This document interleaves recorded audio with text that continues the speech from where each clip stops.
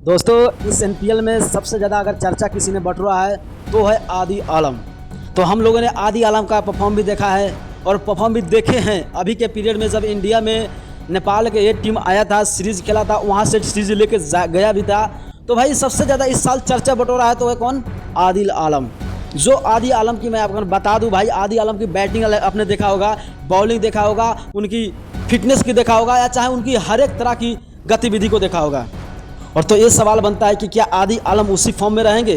क्या आदि आलम जो आने वाले एनपीएल है उसमें उसी प्रदर्शन है? तो एक आदि आलम थे जिनके ऊपर टोटल फ्रेंचाइजी ने अपना पूरा जोर शोर लगा दिया कि ये हमें चाहिए और हमें चाहिए, मगर जिनका भाग में लिखा था उसी का भाग में गया। इतना ही नहीं दोस्तों, मैं आपको बता दूं आदि आलम का परफॉर्म बहुत अच्छा चल रहा है। तो क्या आपको क्या लगता है कि आने वाले जितने भी मैचेस है, जो नेपाल के वेस्ट इंडीज सीरीज होने वाला है, जिसमें CWC के लिए होने वाला है, उसमें क्या आदि आलम को मौका मिलेगा या नहीं? ये बड़ा सवाल है। तो मैं आपको बता दूं दोस्तों, शायद ऑस्ट्रेलिया से सीरीज खेलने के बाद जब नेपाल के सीनियर टीम लौटे हैं, उनके बाद नेपाल के जितने भी मैनेजमेंट है, कोच है, सबका मन में एक सवाल तो जरूर होगा कि कुछ प्लेयर को चेंज करना चाहिए और कुछ प्लेयर को चेंज करके CWC लीग और वेस्ट इंडीज सीरीज है उसमें मौका देना चाहिए।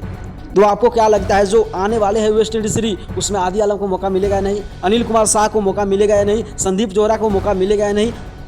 विवेक यादव को मौका मिलेगा या नहीं? अपना राय जरूर कमेंट कीजिएगा। अगर नए हो तो पेज को फॉलो करके जाना, जरूर सब्सक्राइब कीजिएगा।